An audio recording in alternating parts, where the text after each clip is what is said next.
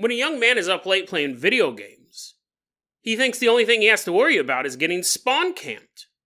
But then he realized something was watching him from the darkness outside his bedroom. And then we take a look at the story of 3 young boys at home with their teenage babysitter. Many people often say they wish they could see a UFO. This story is so terrifying, you'll never say that again. Today on Dead Rabbit Radio.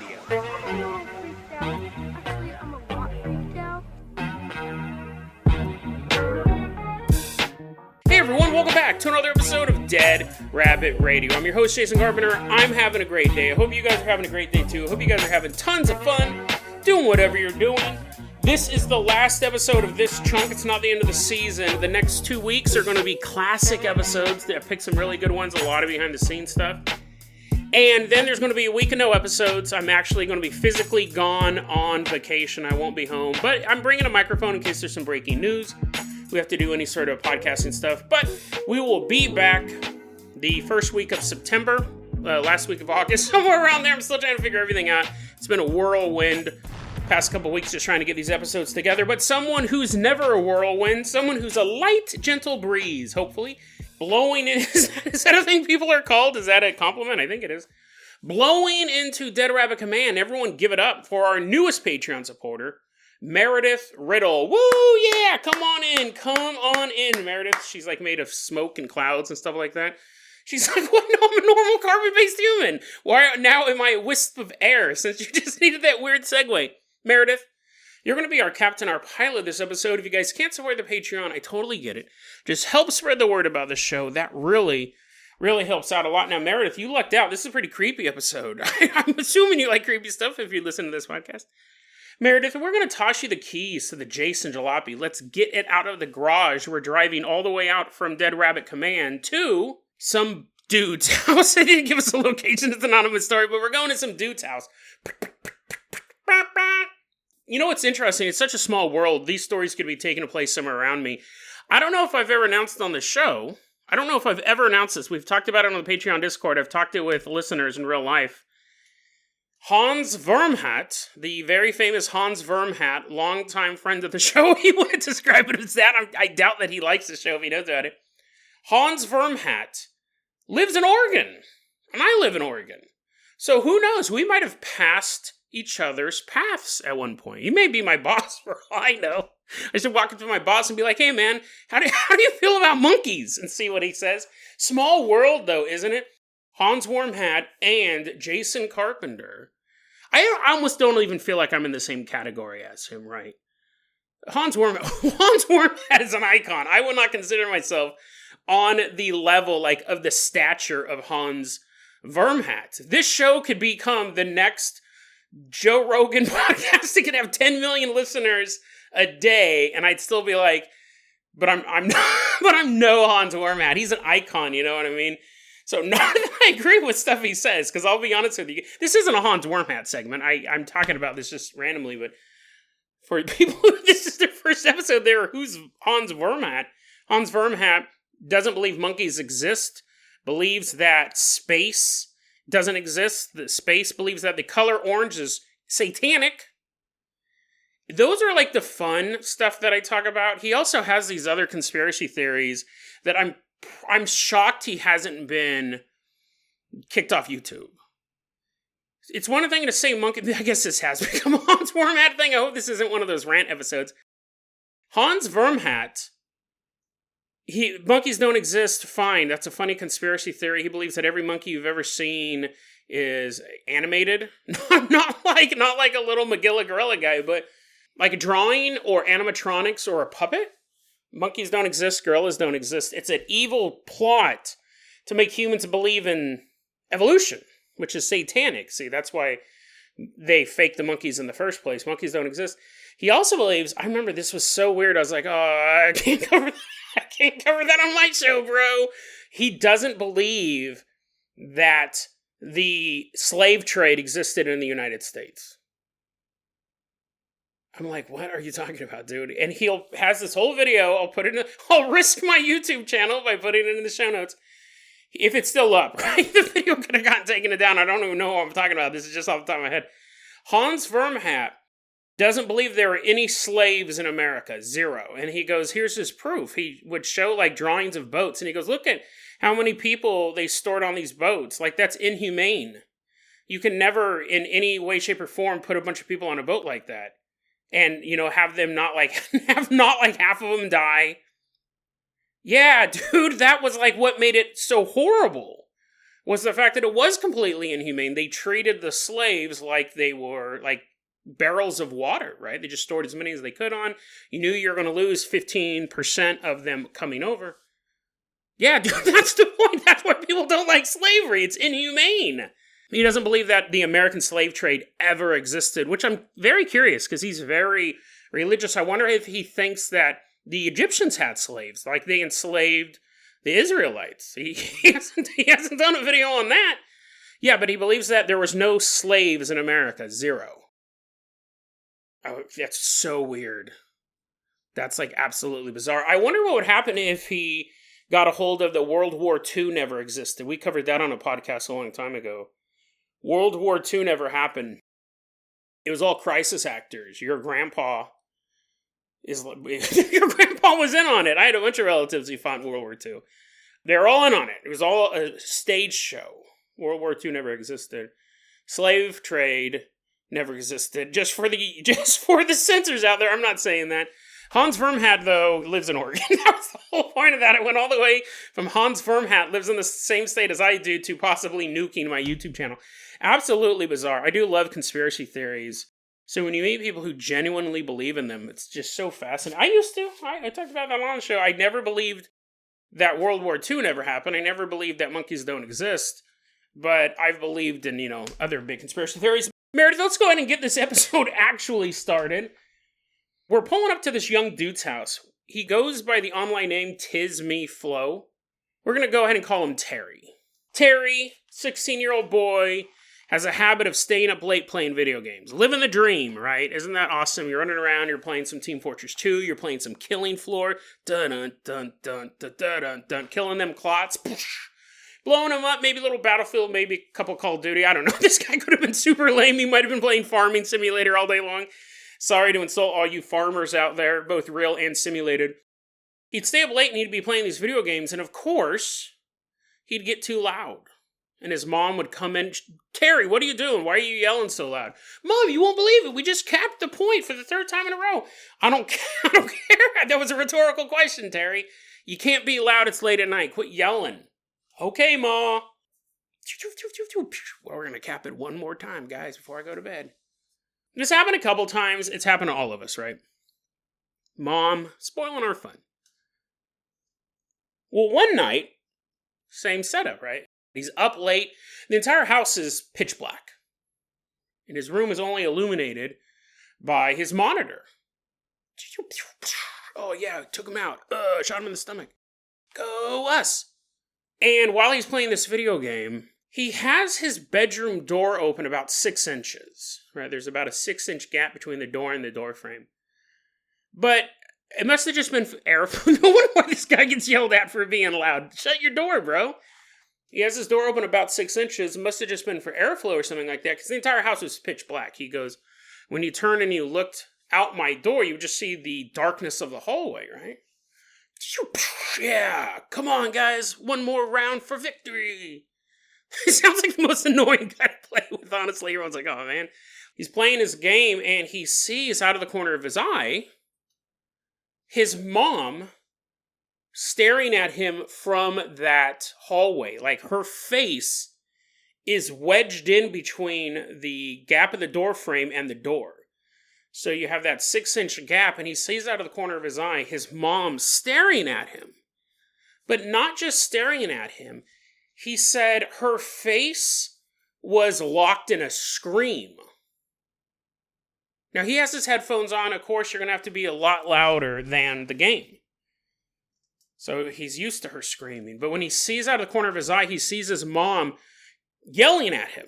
Like a perfect image of his mom yelling at him. Furrowed brow. She looked so angry that she couldn't get this guy to hear him. She looked so frustrated because She knew he couldn't hear her, so now she's having to yell late at night to get his attention. And he sees his mom yelling at him from the hallway, face wedged right in between the door and the door frame. He turns and he looks, and as he's turning, he takes his headphones off to hear what she's yelling about. He knows what it is, right? He knows what it is. He's being too loud. Takes his headphone off, he's turning to face her, and he goes, "What?" And then he realizes he's just looking into pitch blackness. There was no one standing in the hallway. There was no one even else awake in the house. It was just Terry sitting in his bedroom, staring through the crack in his door into the pitch black hallway.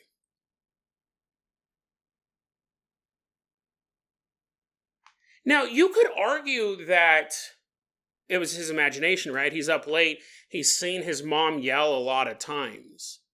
So it's like an after image or something like that, right? But he says he realized immediately, like, it was something else, something paranormal. He goes on to explain, he goes, "I've never had anything paranormal happen to me ever." He goes, "That was the only time anything that you could possibly say was paranormal happened, and nothing's happened since." And he saw that. He saw his mom with her face wedged in the door screaming at him. And then he turned and she was gone. Now, it was so just weird. He didn't tell anyone about it. He didn't tell anyone. He wasn't the next day. He's like, "Hey, Ma, did you catch me being loud last night?" She's like, "What?" He didn't tell anyone.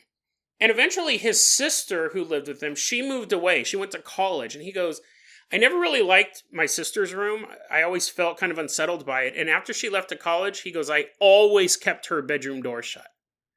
It just was very unsettling. Something in her room creeped him out." A few years later, he was saying he was talking to his family, and he told them this story. He said, "It's so weird. One night I was up late, and I thought I saw Mom yelling at me from the darkness of the hallway. And it was unsettling. She wasn't really there. It actually creeped me out. Like, when I turned and I looked, she wasn't there at all. I was alone, or I was the only one awake." And at that time, I don't know how often this happens in families. My family was very vocal about stuff they had seen.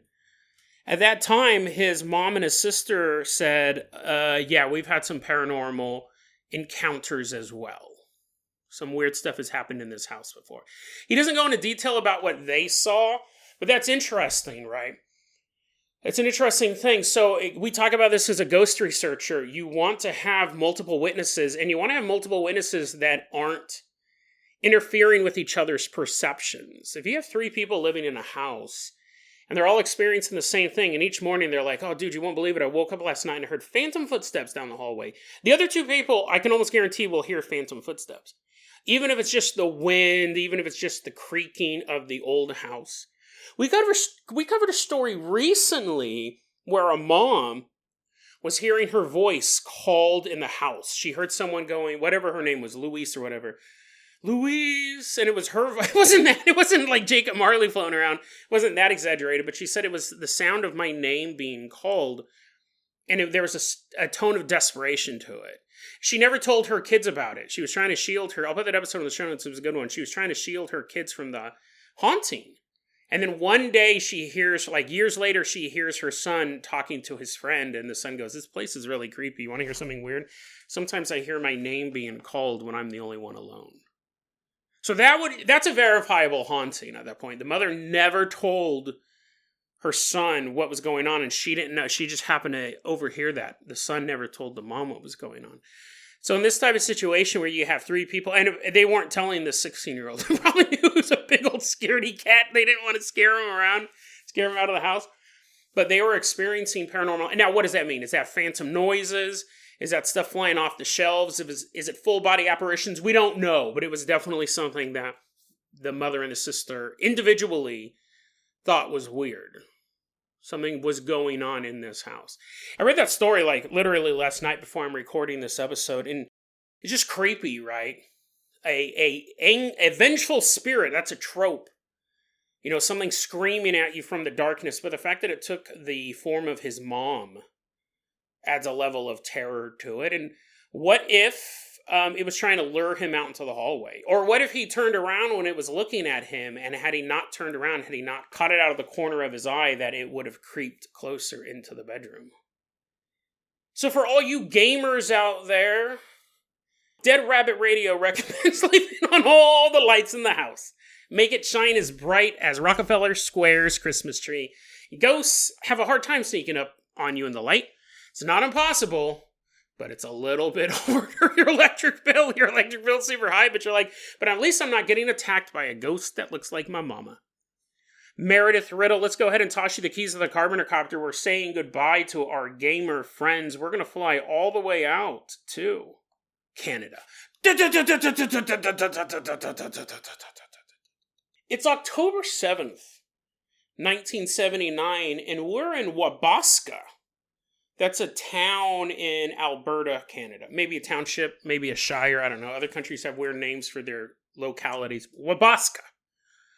Wabasca in Canada, it's 8 p.m. And there's a mom with her little boys hanging out there. We're going to have this mom. She has 3 sons. Charles, who's 7. Nick, who's 6. It's a busy mom. And Milo, who's a 9-month-old little baby brother. So he's like, and he's like crawling around. And the mom's like, I need a break. I'm going to go out, hang out with my friends. I'll see you guys in a couple hours. So they're not watching them by themselves, right? She gets a babysitter. They get their 14-year-old cousin. This babysitter, we'll go ahead and call her Nancy. All of these names I've made up, by the way. We don't have the actual names of these people. So if you go to Wabasca and you start knocking on people's doors asking for Charles, you might just get some weirdo. October 7, 1979, we're up here. Nancy's going to be watching these boys. I can do it. Don't worry. You go out and have fun. I'm a big girl, said the babysitter. I'll watch your babies. And the mom's like, okay, I don't care. I need a break. I don't care who's watching right now. Now, this is a rural part of Wabasca.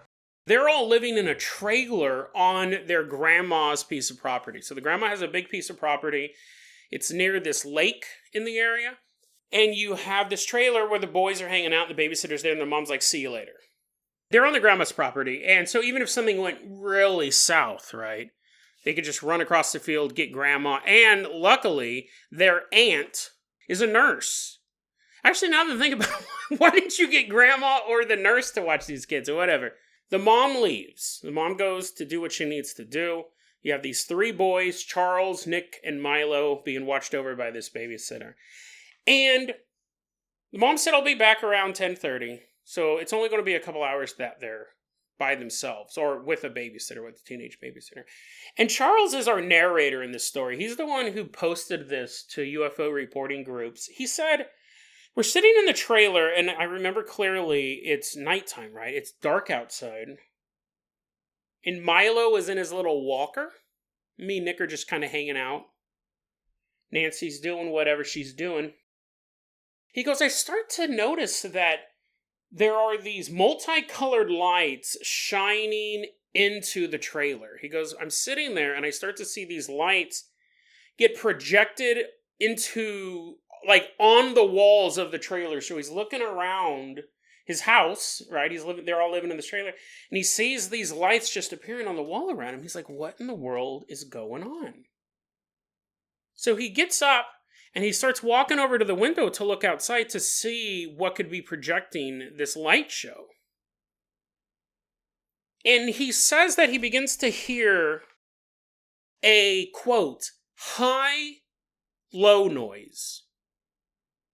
A high-low noise. That's very, very interesting detail. When we talk about the paranormal, things don't always make sense. If I told you to imagine a high noise that's also a low noise, that might be hard for us to think about, but in the world of the paranormal, it doesn't have any sort of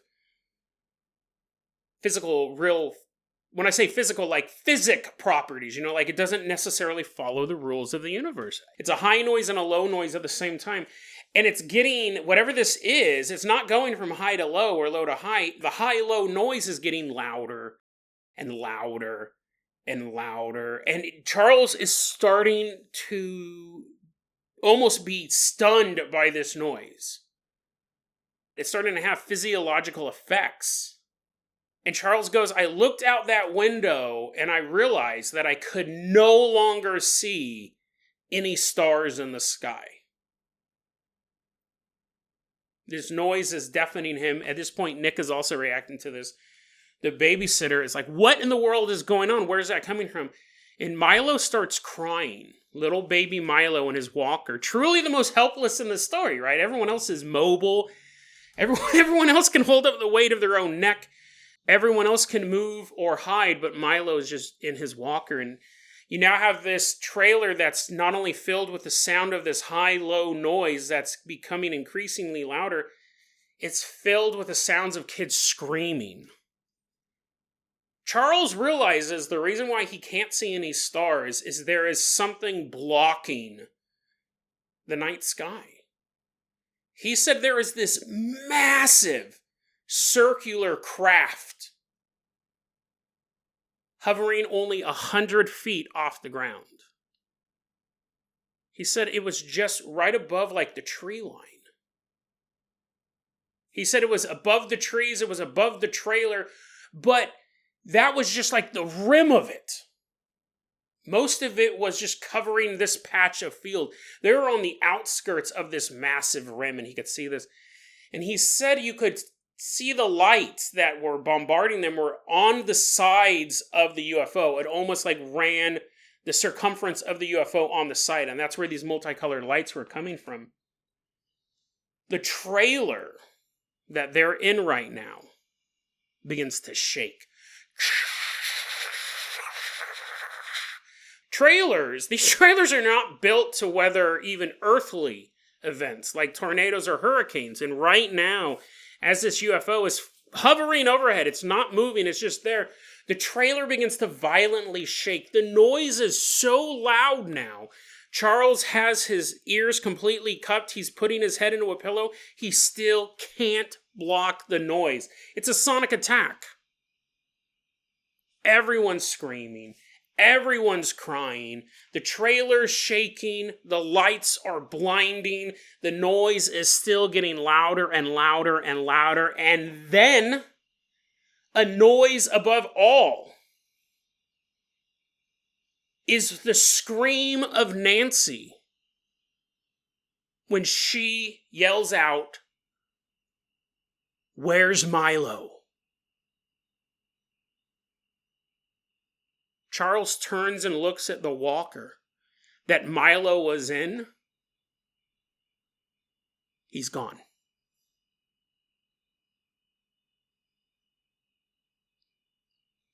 At that point, both Charles and Nancy, just a word of advice, Nick is completely useless for the rest of the story. He's basically in a fetal position somewhere in the trailer. He does not appear in the rest of the story.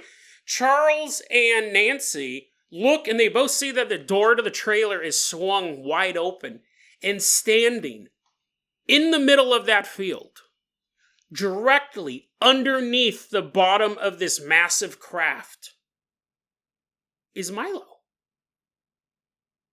Now, there's no way he would have been able to get out there on his own. I mean, okay, 9-month-old, I think you can crawl then, but the amount of time that's passed so far, there's no way he would have gotten out by his own. He couldn't have gotten out the walker by himself. The walker's empty. He's in the middle of this field. And Charles said, I looked into that field and I saw my baby brother, and he was in the middle of the field, completely frozen in place. Charles is staring outside of this door.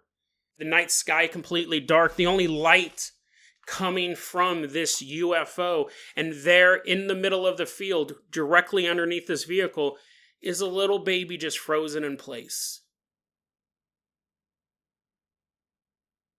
Charles is sitting on the couch, and he's like, what just happened? What just happened? And he realizes that there's some block of time that's gone now.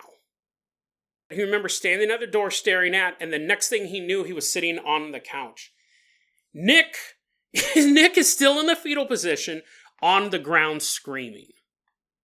Charles jumps up off the couch and he runs to the window and he looks out and he sees the UFO, but now it's farther away. He says now it's starting to hover over the lake. It's leaving the area. He turns around. Milo is crying. The babysitter is almost in shock at this point.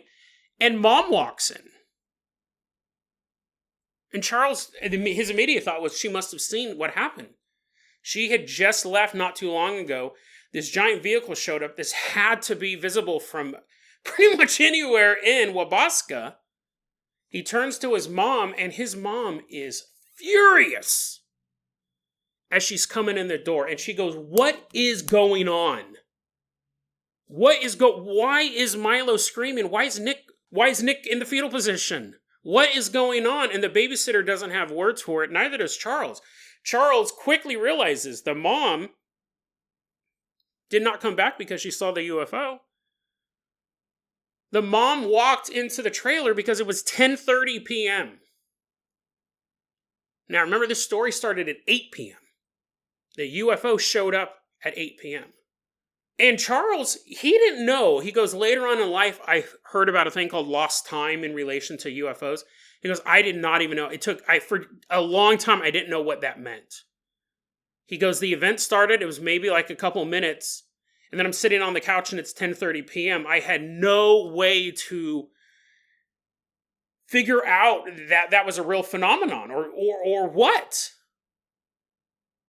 First he thought his mom came home early because she saw the event. Then he realized, no, the 4 people in the trailer lost 2.5 hours of time. Now, the mom walks over to Milo. Nobody knows what to tell her, right? Nick is completely useless. Charles is trying to process all this stuff. The babysitter, Nancy, is freaking out, and Milo is crying so hard. This little baby boy is crying so hard that he's having a hard time breathing. He can't even catch his breath. His sobs are preventing him from breathing properly. And the mom walks over to Milo, and Charles and Nancy go over to, because they're still like, how do you even explain that, right? They're still trying to process it themselves, what happened. Charles goes, we walk over, and my mom is trying to calm down Milo. He's sobbing so hard. And they're all standing there looking at Milo in the walker, when all of a sudden Milo's eyeballs roll to the back of his head, and he begins going into convulsions. This little 9-month-old infant is in a full body seizure right now. And foam begins to come out of his mouth. His body goes limp. He completely stops breathing. And the mom is trying to do CPR. Everyone's freaking out. The screams now reach the grandma's house on the same property. Without any sort of paranormal phenomenon, any sort of alien technology to mute the screams of these kids, the grandma hears just this cacophony of crying and yelling, and the grandma comes over and she sees her grandson limp. This little 9-month-old baby, all this foam coming out of his mouth. They take Milo to the grandma's house, and the aunt happened to be there, and she begins doing CPR. She begins to scoop the foam out of Milo's mouth. She's just pulling this thick foam out. They then take him to Slave Lake Hospital. Apparently that's the name of a hospital in Wabasca. Slave Lake Hospital, where he was treated, and he's okay. Charles said that Milo is A-okay. However, he did add this detail. He did say that his little brother was okay. However, he did suffer minor brain damage due to a lack of oxygen for a short period of time. Now, the aunt said when she was pulling the foam out of baby Milo's mouth, she was saying, I don't know what this is. Like, I've dealt with people who have epileptic fits, and I've dealt with people who have had seizures, and they will sometimes foam. They'll sometimes spit stuff up, but nothing like this. Nothing like this. She's just like pulling out this goo. In a thing that's very typical of paranormal or UFO encounters, that people who haven't experienced them have a hard time believing, but this is true. I've encountered this as well. That amazing and terrifying event that had real-world ramifications, right? This little baby had brain damage from this. Saw the UFO, the trailer shaking. You had 4 witnesses, 3 that could, comprehend it, and then a little baby. Charles said, I remember the event. Never forgotten about it. That's why I can talk about it to the National UFO Reporting Center. That's where we got this. We got it from thinkaboutitducks.com. They got it from National UFO Reporting Center. He goes, I remember the event. Nick remembers bits and pieces. Nick kind of remembers stuff of it. He goes, when I talked to my cousin, they're all adults now, right? This story happened back in 1979. He goes, when I've talked to my cousin about it, the babysitter, she doesn't remember it at all. She has no memory of the UFO. She has no memory of the trailer shaking or the lights. But she will remember a night. She goes, I do remember when Milo got brain damage, which I'm assuming would be pretty memorable, right? But that's all she remembers about it. And we see that in paranormal events. I've gone on ghost hunts where we've experienced phenomenon, and then years later, like obvious stuff, and then years later I'll be talking to someone, I was like, hey dude, remember when that happened? And they're like, no. I was like, you don't remember when that shadow man, grabbed you by the shoulders? No. And I go, and I would tell him about the night. He's like, oh no, I remember like that night we all went out. I was like, you remember when we went to that spooky forest? He's like, yeah. And I go, then you don't remember what happened after that? He's like, no. I don't remember. So it happens, right? It's weird. You think that would be one of the most memorable events of your life, but different people remember different parts of it. Milo probably doesn't remember any of it, for one. He's not told. Two, minor brain damage. Fascinating story. I read this story a while back, and I just couldn't wait to share it with you because, and I wanted to wrap it up like this, I see people all the time online. And I said the other day, my friend Magana here in town, she's like, I hope I get possessed. I'm like, dude, quit saying that. I hope I get possessed. She just recently moved into a new house. I hope I get possessed. I hope there's a monster in the basement that takes over my soul. It's like, dude, you are an idiot. You are actually dumb for saying so. No, it's cool, man. What? What are you talking about? She's an extreme example, right? She's a great kid, but she's also an extreme example of that. You see people online a lot talk about, I wish I had a paranormal thing happen to me. I believe in UFOs, I believe in aliens, I believe in ghosts, I believe in demons. I wish something paranormal would happen to me. And these are the stories you come across where you go, no, you don't. Like, I get wanting to see it because then it will give you some sort of proof. First off, it doesn't. Like, I've seen a lot of ghosts. I didn't see a ghost until I was 18 years old. And, you can't say that it necessarily, because you think you're going crazy, right? When you first start seeing stuff, you go, oh, that's obviously not real. I must be going crazy. And even now, I've had a lot of experiences. I've seen a lot of stuff. I think that you could explain a lot of it. Maybe not all of it, right? But you could explain a lot of it away. So it doesn't really necessarily give you proof. I mean, I think that if you believe it, that should just be good enough, right? I don't think you need proof, because you'll never have the concrete proof that you want. But then you also invite stuff like this happening. It's not anything to toy around with, whether it's my friend talking about getting possessed by a demon, which I still can't believe that sentence even came out of her mouth, to, I wish I saw a UFO, I wish I saw aliens. These things are not meant for human consumption. They're just not. You have to wonder, like, are aliens and Bigfoot and ghosts and stuff like that, are the reason why they're so hard to pin down, the reason why they're so hard for everyone to see, is because the side effects of interacting with them are so bad. You know what I mean? Like, the side effects of having these things in your life is a net negative. Because this baby got brain damage because this UFO showed up. So it's, be careful what you wish for, right? You don't know what type of thing you're inviting into the world when you go, oh man, I wish I could have an experience. Oh, all these paranormal stories sound so interesting.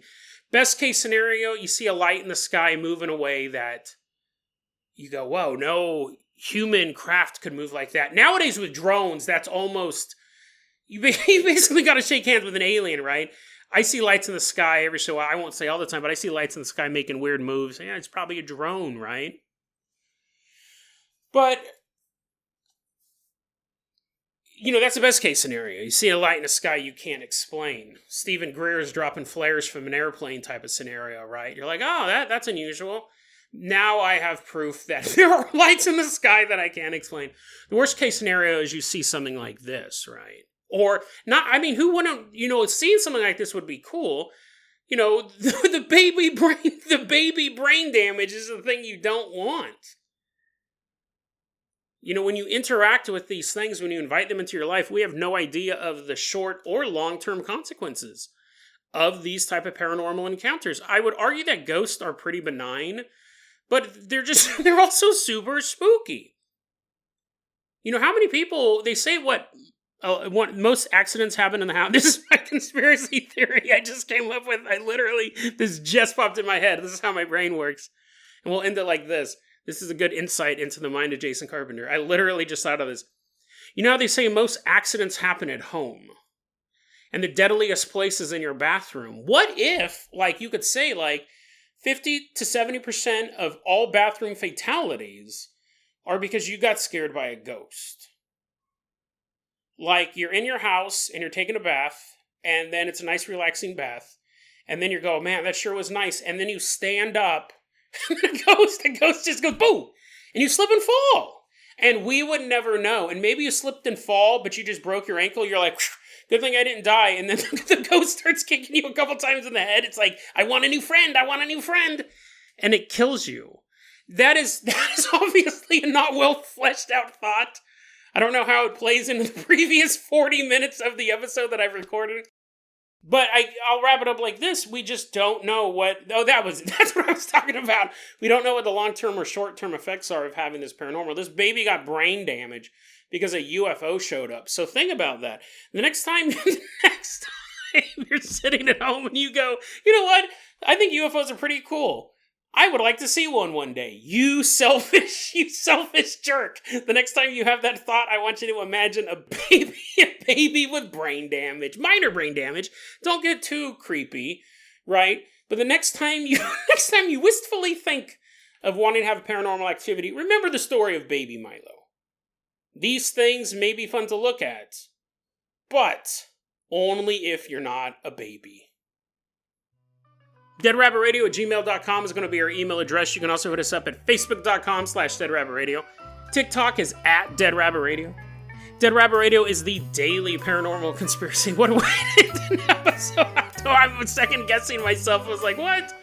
What, baby? Now I'm going to get a bunch of letters from pro-baby advocates. They're like, babies can see UFOs too. And I go to their website, it's a bunch of pictures of babies going, They're all brain damaged. Dead Rabbit Radio is the daily paranormal conspiracy and true crime podcast. You don't have to listen to it every day. I'm glad you listened to it today. Have a great one, guys.